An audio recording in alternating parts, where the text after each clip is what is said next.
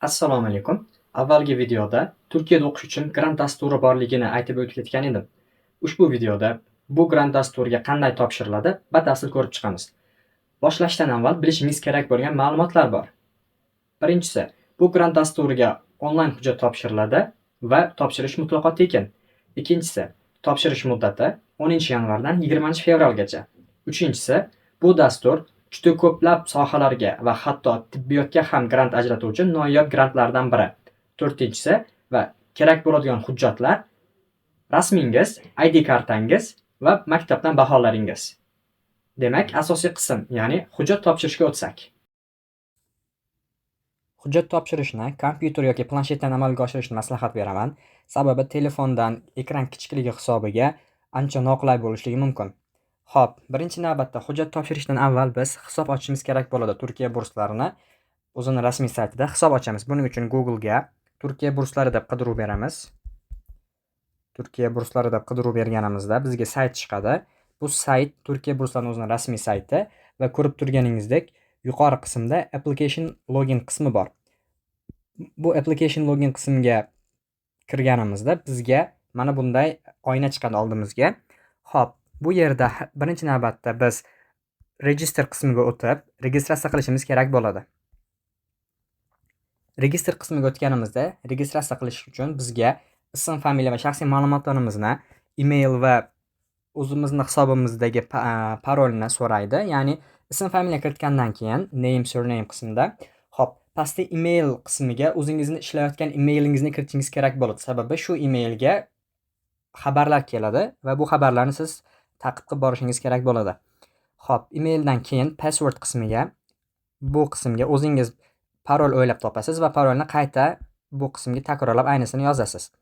Xo'p, password esdan chiqib qolish holatlari borligi uchun pastga secret question qismi qo'shilgan, ya'ni siz o'zingiz javobini bilgan sirli savol yozishingiz mumkin. Bu bo'lishligi mumkin.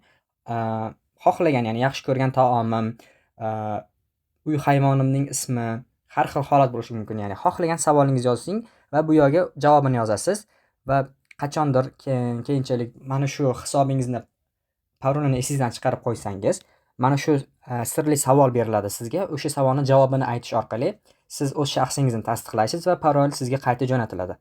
Va bu shaxsiy ma'lumotlarni, ism, familiya, tug'ilgan yilingiz, fuqaroligingiz, email va parolni kiritganingizdan keyin pastda robot emasmanni bosamiz va mana bu yerdagi va yuqoridagi shaxsiy ma'lumotlarim to'g'ri ekanligini tasdiqlayman degan ma'noda mana bu kvadratni bosib qo'yamiz va pastda save qilib saqlab qo'yamiz. Save qilib saqlaganimizdan keyin bizni emailimizga faollashtirish uchun havola keladi. O'sha emaildagi link havolaga bosish orqali biz akkauntimizni faollashtirgan bo'lamiz.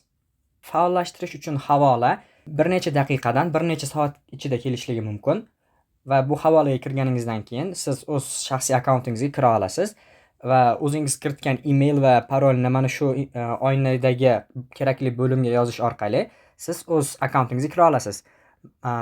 Namuna sifatida men oldindan akkaunt ochib qo'ygandim. Hozir shu akkaunt ustida ko'rib chiqamiz. Akkauntga kirganingizdan keyin sizga mana shunday oyna ochiladi. Ya'ni dastur bilan tanishib chiqadigan bo'lsak, oynani chap tomonida siz to'ldirishingiz kerak bo'lgan ma'lumotlar bazasi, ya'ni shaxsiy ma'lumotlaringiz, kontakt ma'lumotlaringiz, oilangiz ma'lumotlari, maktab ma'lumotlaringiz, qaysi tillarni bilasiz, ish tajribangiz, turli xil akademik olimpiadalarda yoki sertifikatlarni amalga olgan bo'lsangiz, bu sertifikatlarni kiritib o'tamiz va ijtimoiy faolligingiz haqida va Turkiyaga tajribangiz haqida ko'rib chiqamiz. Har bittasini to'ldirib chiqamiz. Xo'p, birinchi navbatda shaxsiy ma'lumotlaringizga kelsak, ekranning o'ng tomonidagi mana shu qalamchani bosish orqali shaxsiy ma'lumotlaringizni tahrirlashingiz mumkin bo'ladi. Bu yerda siz ism, familiyangiz, tug'ilgan yilingiz, shahringiz, mamlakatingiz va pasportingizni joylashingiz kerak bo'ladi. Ya'ni ekranda nima so'ralgan bo'lsa, hammasini joylaysiz va o'ng tomondagi yana saqlab qo'yish tugmasini bosasiz. Agar qaysidir ma'lumotni kirgizmasdan saqlab qo'yishni bossangiz, ma'lumotlaringiz saqlanmaydi. Aytaylik, ism familiyani kirgizdingiz, lekin pasportingizni joylamadingiz. Saqlashni bossangiz, ya'ni bu narsa saqlab qo'ymaydi. Hamma narsani boshqatdan yozib chiqishingizga to'g'ri keladi.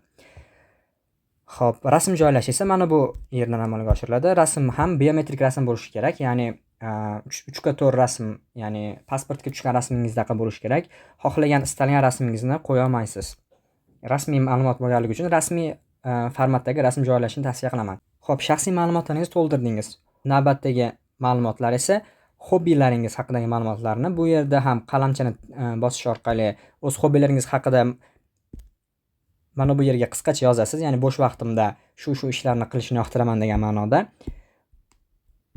Va o'zingiz yoqtirgan hobbilar ketma-ketligini sizga berilgan jadvaldan tanlaysiz. Aytaylik, kitob o'qish, kompyuter yoki sport sohasiga qiziqaman. Shu, ya'ni hammasini tanlashingiz shart emas. O'zingiz qiziqqan 2-3 ta hobbini tanlashni maslahat beraman.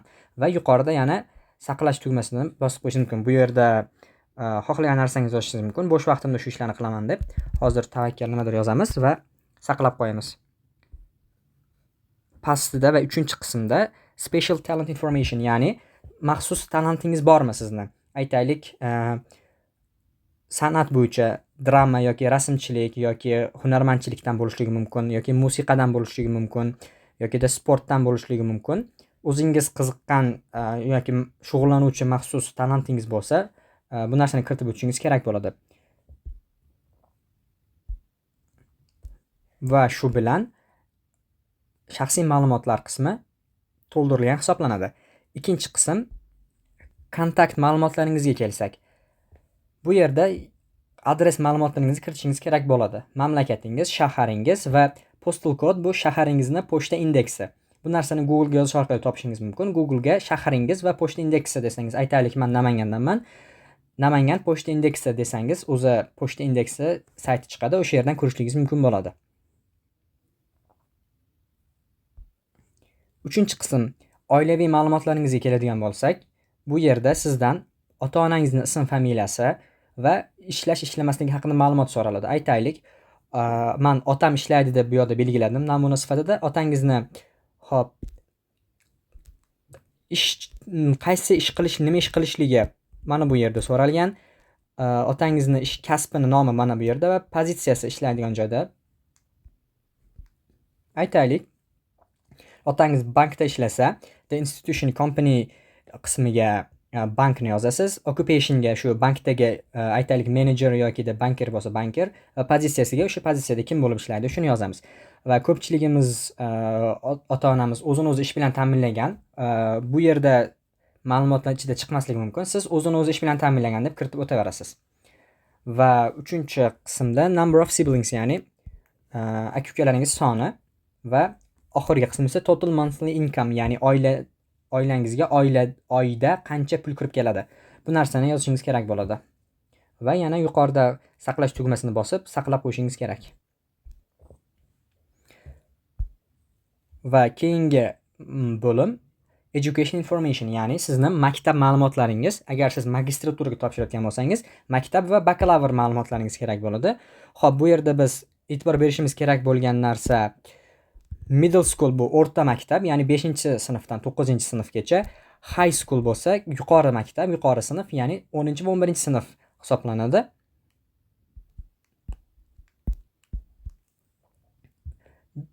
Topshirayotganimizda 11-sinf bo'lishimizni hisobga olsak, middle school shahodatnomangiz bor, ya'ni 5 va 9-sinflarni o'qiganingiz haqida 9-sinf bitirayotganingizda siz qo'lingizga shahodatnoma berilgan. Shu middle school qismiga shahodatnomangizni, high school qismiga esa 10 va 11-sinfdagi transkript, ya'ni baholaringizni joylaysiz. Hali maktabni bitirmaganligingiz to'g'ri. Sizdan maktabni bitirganingiz haqida ma'lumot so'ralmaydi, shunchaki maktabdagi baholaringiz so'raladi. Misol sifatida high school, ya'ni yuqori maktab qismini ko'rib chiqsak, sizdan mana shu ma'lumotlar so'raladi, ya'ni maktabingiz qaysi davlatda, qaysi shaharda va qaysi maktab har bitta maktab bazaga kiritilgan. Bu narsani siz ro'yxat ichidan tanlaysiz, ya'ni mana bu yerda please select ni bossangiz ichidan ro'yxat chiqadi va o'zingiz maktabingizni qidirib topasiz. Agar maktab chiqmasa, u yerda boshqa qismi bor, ya'ni boshqani tanlab tagida maktabingizni nomini yozib qo'yishingiz kerak bo'ladi. Ya'ni o'zingiz yozishingiz uchun qism bor bu yoqda. Xo'p, maktabingizdan shahodatnoma, ya'ni diploma va transkript so'raladi. Ko'rib turibsiz. Mana bu qismga baholaringizni joylashingiz kerak bo'ladi. Xo'p, bu yerdagi ma'lumotlar hammasi o'zingiz maktabingizdagi ma'lumotlaringiz, ya'ni qachon boshladingiz maktabni, taxminan qachon tugatasiz. Bu ma'lumotlarni kiritib o'tishingiz kerak bo'ladi. Va yuqoridagi yana save qismini bosib qo'yasiz. Va keyingi qism til qismiga o'tsak. Xo'p. Bu yerda sizni native language, ya'ni ona tilingiz o'zbek tili, bu narsani kiritib o'tasiz va qo'shimcha qaysi tillarni bilasiz. Xo'p. Mana bu qismdan til qo'shishingiz mumkin bo'ladi. Agar sertifikatingiz bo'lsa, sizdan sertifikat so'raydi, uni ham kiritib o'tishingiz kerak bo'ladi. Misol uchun o'rnak sifatida men inglizcha va nemischani kiritib o'tdim. Siz qaysi tilni bilsangiz, qo'shib o'tsangiz bo'ladi bu narsani. Va yana yuqorida save qismi chiqadi. Save bilan saqlab qo'yasiz va til qismi ham o'z nihoyasiga yetadi. Pastda sizdan qo'shimcha sifatida turk tilini bilmasligingizni so'raydi. Bu yerda siz haqqoniy bo'lishingiz kerak. Ya'ni turk tilini bilmasangiz haqiqatan bilmayman deng. Chunki turk tilini bilish talabi yo'q sizda. Topshirishda turk tilini bilishingiz shart emas. Bu shunchaki sizdan turk tilini bilasanmi yo'qmi deb ma'lumot uchun so'rab olyapti. Turk tilini bilsangiz ham boshlang'ich daraja, o'rta daraja, professional daraja uchalasidan bittasini tanlab turk tilini bilmasligingizni kiritib o'tasiz. Va keyingi ustunga o'tsak, ya'ni work experience, ya'ni tajribangiz. Bu joyga maktabda asosan tajriba qozonilmaydi, ya'ni ishlamaganimiz uchun. Bu magistraturaga topshiradiganlar uchun asosan. Xo'p, lekin shunday bo'lsa ham aytib o'tib ketay. Xo'p, work experience CV qismiga o'zingizni resume, CVingizni joylaysiz. Bu joyga rasmiy CV bo'lishi kerak, ma'lumotnoma va agar hozirda qayerda ishlayotgan bo'lsangiz, mana bu add section orqali siz ishlayotgan joyni keltirib o'tishingiz kerak bo'ladi. Xo'p. Bu tajriba, ish tajribangiz, ya'ni bakalavrga topshiradiganlar uchun bu juda muhim emas. Magistraturaga topshiradiganlar bu narsaga ahamiyat berish kerak bo'ladi. Keyingi qism academic qualification. Bu qismda siz qaysidir xalqaro darajadagi sertifikatga topshirgan bo'lsangiz va sertifikatingiz bo'lsa, aytaylik SAT, AP yoki IB darajadagi sertifikatlaringiz bo'lsa, bu joydan joylashingiz mumkin bo'ladi academic qualification qismida. Va keyingi bo'lim social activities, ya'ni ijtimoiy aktivitalaringiz. Masalan, maktab davrida olimpiadalarga qatnashgan bo'lishingiz mumkin, sport musobaqalarida qatnashgan bo'lishingiz mumkin. Bu narsalarni bu award project and certificate qismida mana bu yerdan joylaysiz. Ya'ni aytaylik, siz sport musobaqasi viloyat bosqichida qaysidir o'rinni oldingiz. Bu narsani kiritib o'tasiz. Yoki fan olimpiadalarida biologiya, kimyo, matematika o'rin oldingiz. Bu narsani qo'yib o'tsangiz bo'ladi. Va voluntary activities, ya'ni ko'ngilli mashg'ulotlaringiz deydi. Bu narsa bizda uncha rivojlanmagan. Agar siz haqiqatda ham ko'ngillilik uchun volontyorlik qilgan bo'lsangiz, qaydadir bu narsani kiritib o'tsangiz bo'ladi.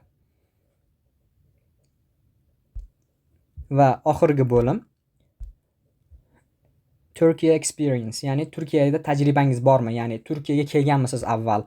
Nima maqsadda kelgansiz? Kelmagan bo'lsangiz shunchaki hammasi no bo'lib ketadi. Agar kelgan bo'lsangiz nima maqsadda kelgansiz? Shu narsani kiritib o'tasiz.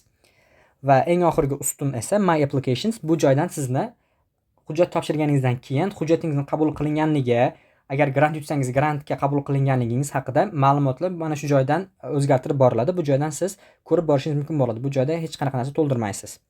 Xo'p, umumiy qilib aytganda, shaxsiy ma'lumotlarni to'ldirish shu. Shaxsiy ma'lumotni to'ldirgandan keyin universitet tanlash qismiga o'tamiz. Lekin universitet tanlash qismiga o'tishdan avval sizga bir narsani aytib o'tib ketay. Universitet qismiga o'tganingizda shaxsiy ma'lumotlaringizni tahrirlay olmaysiz. Ya'ni hamma ma'lumotlarni to'ldirib, keyin universitet tanlashga o'tishingiz kerak bo'ladi.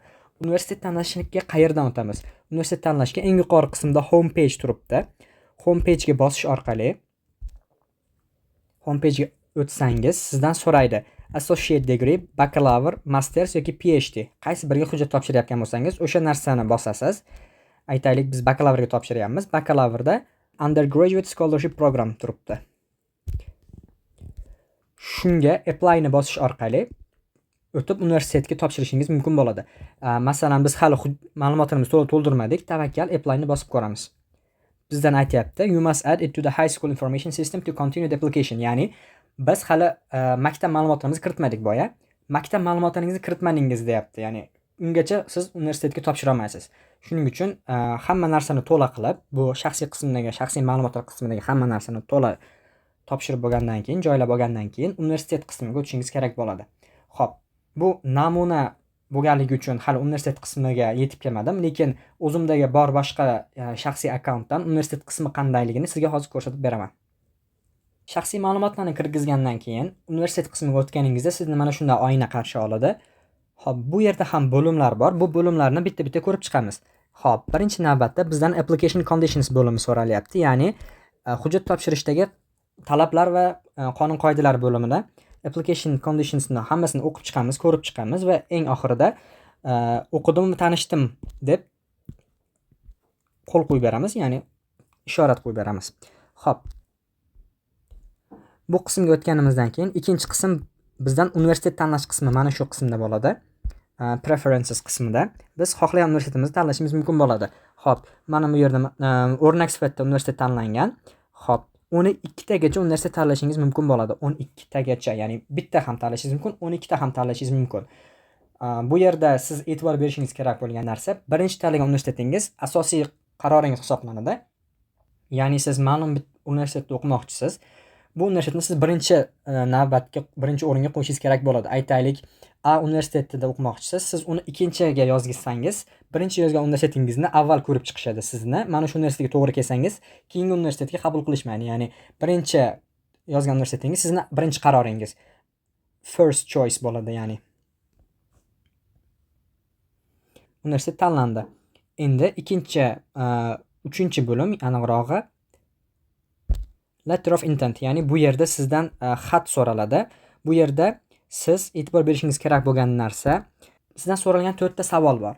Bu savollar, birinchisi, nimaga Turkiyani tanladingiz? Nimaga bu sohada o'qimoqchisiz? Umuman olib qaraganda nimaga bu sohani tanladingiz? Va bu sohangizni kelajakda ahamiyati nima?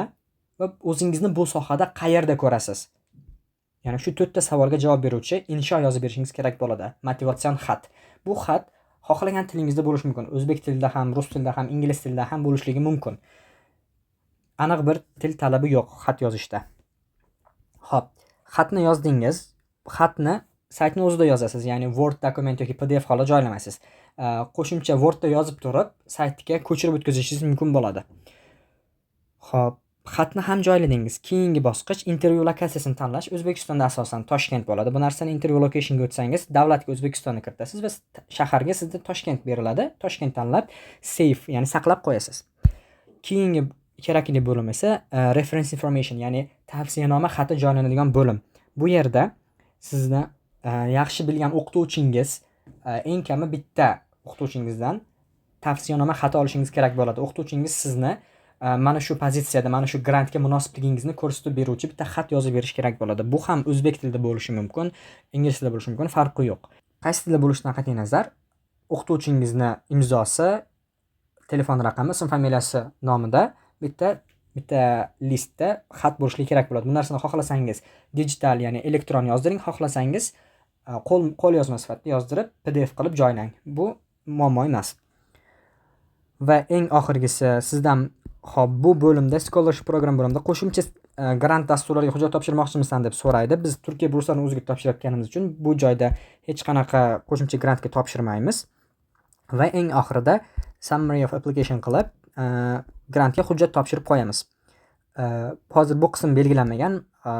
Qo'shimcha grantlarga yo'q deganimizdan keyin, xo'p, bizda eng oxirida mana bu bo'limga o'tganimizda, summary of application bo'limiga o'tganimizda apply tugmasi chiqadi, topshirish tugmasi, ya'ni, va bu topshirish tugmasini bosganimizda hujjatlarimiz bazaga, sistemaga joylanadi va qaytib tahrirlay olmaymiz. Shuning uchun bu hujjat topshirishdan avval boshqa hamma ma'lumotlarni ko'zdan kechirib topshirishimiz kerak bo'ladi.